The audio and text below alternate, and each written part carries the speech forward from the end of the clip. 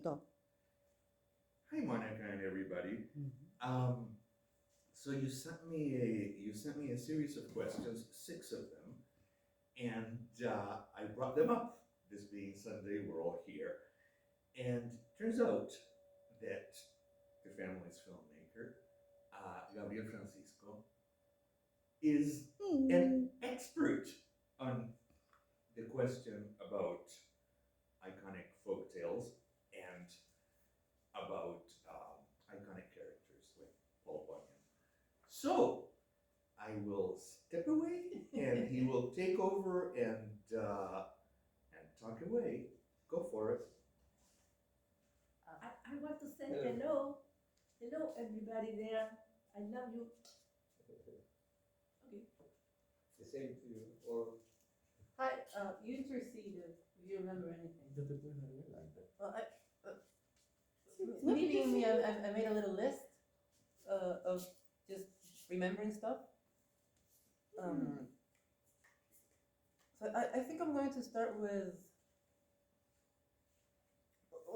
the one that hits closer to home, maybe. Well, there are a couple of different versions of it. It's basically a bird. Well, to start with, there's a place called Salamanca here in Chile, and it is said that it is a place where brujos, it's Witches? yeah, it's not witches, warlocks, I think would be the English term, but it's male witches mostly. Um,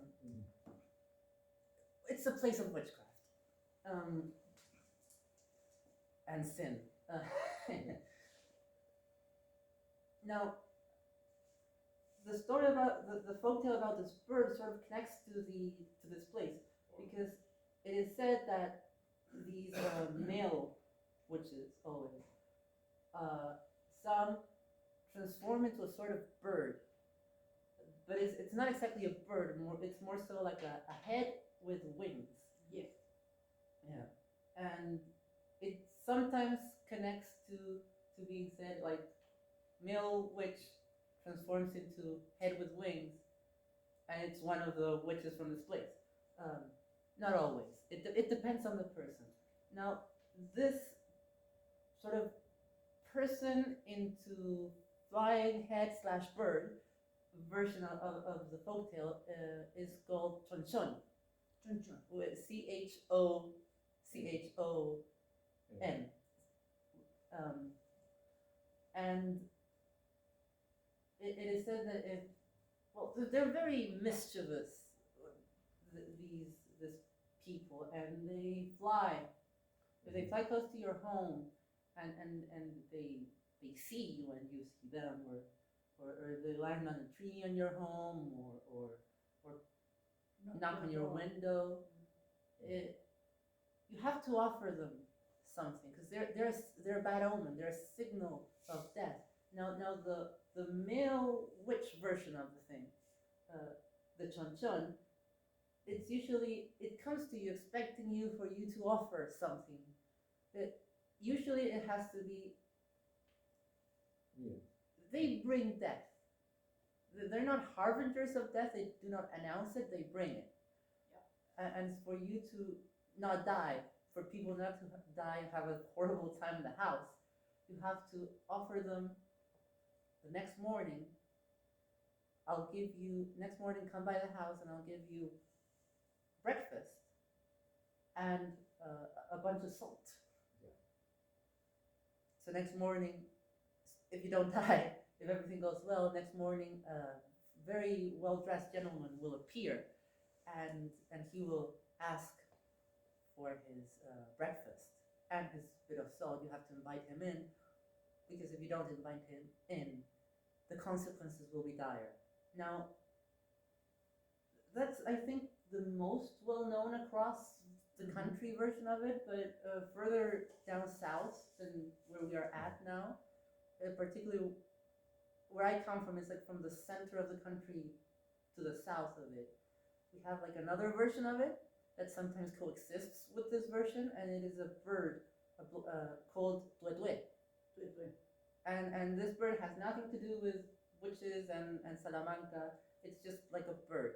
it's a bringer of bad omens. It's like a supernatural bird, and their song when they chirp, they sound like kind of like the two words. And well, it is particularly believed, especially in my neighborhood. Uh, you're not supposed to say the name 3 times, or else you'll summon it, basically. And it's a bad omen of a bird, so you'll summon bad luck and bad health onto you and your family if you say the name 3 times. So I still have my hang of saying it. It's like the one thing I have respect for is this bird. They, again, if you see them in your house, and if they knock on your window 3 times with its beak, it means someone who sleeps in the room, in particular, where the bird knocked on the window, will die the next morning. Again, you have to offer stuff, but it's never clear how you get out of it next time. You just have to beg, basically. Now, also, there's like a saying, martes hoy, martes mañana, martes toda la semana, which is translate to Tuesday today, Tuesday tomorrow, Tuesday the whole week or all the week, to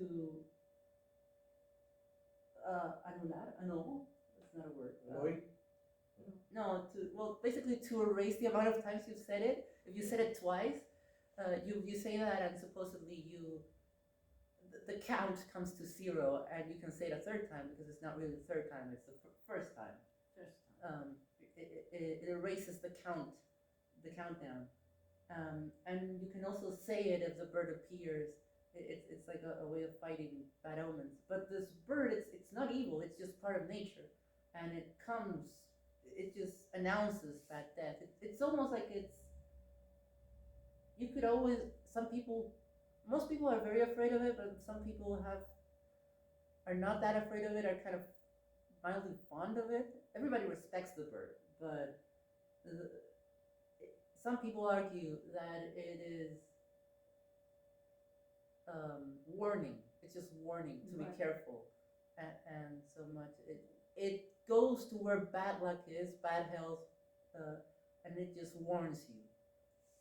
And so it's kind of it's not an evil bird, but it is a neighbor of mine who died when I was very, very little. Well, around the neighborhood, they say that he shot one of these birds near the stream. It's in a stream near the river. It's not part of the river. It's like a channel. Well, they say that he shot one of these birds the day before he died. He died very surprisingly, unexpectedly.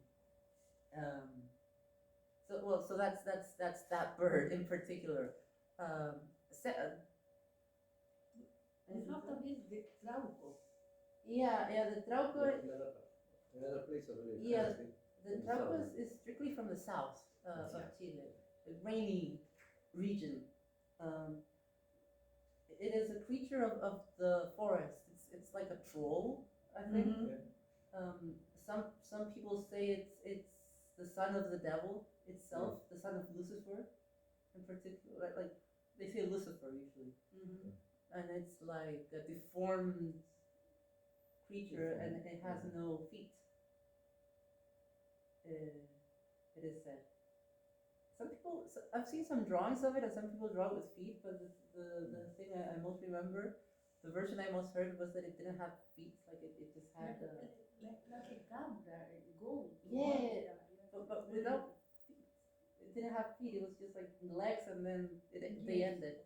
And it goes around, it's almost like hypnotizing girls and getting them pregnant. Young women. Young virgins. Yeah. It's like a version of incubus. It's like an incubus thing. Yeah, incubus. And well, it also has powers. Like it is said to, when if it looks a young man, for example, if it looks into the eyes of a young man, it it deforms him Oh, right. and crooks their whole bone structure. It also kills people with their glances. So it's an evil. Oh, it's just a pure evil Very thing. It evil. goes around, and its childrens are like the devil's children, Right. and stuff. What about La Pintana?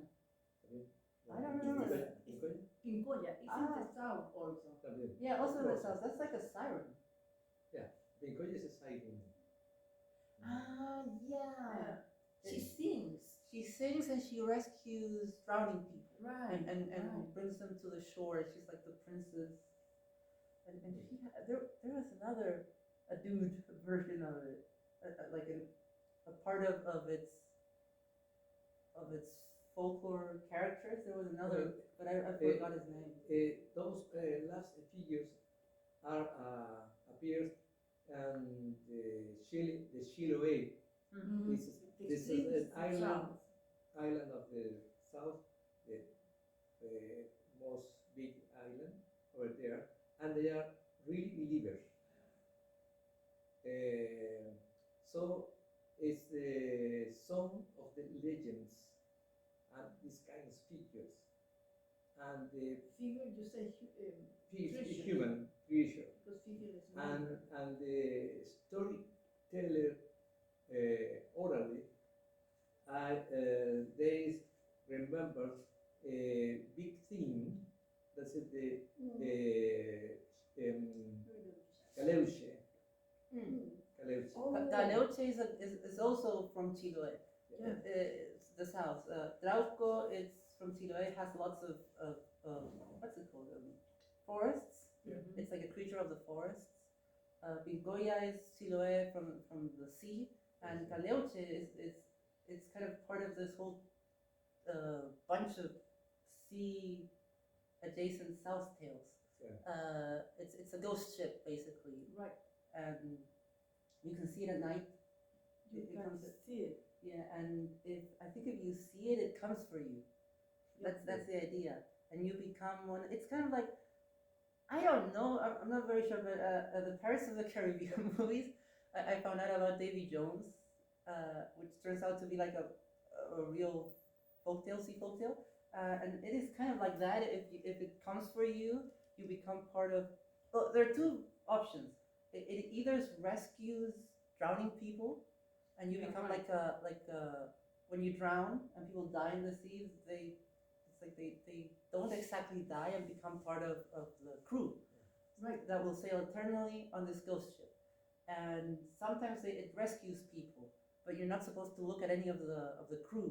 So you have to, if they rescue drowning people, they bring them back to the shore and give them good luck, like, but you can't see them. It also links to like Eurydice, when you look, Right. Right. you don't have to look, you can't look at them. If you look at them, if you see the crew, you'll become part of the crew forever. And that's, I think I've gone on too long. I could talk about this forever, really, I think.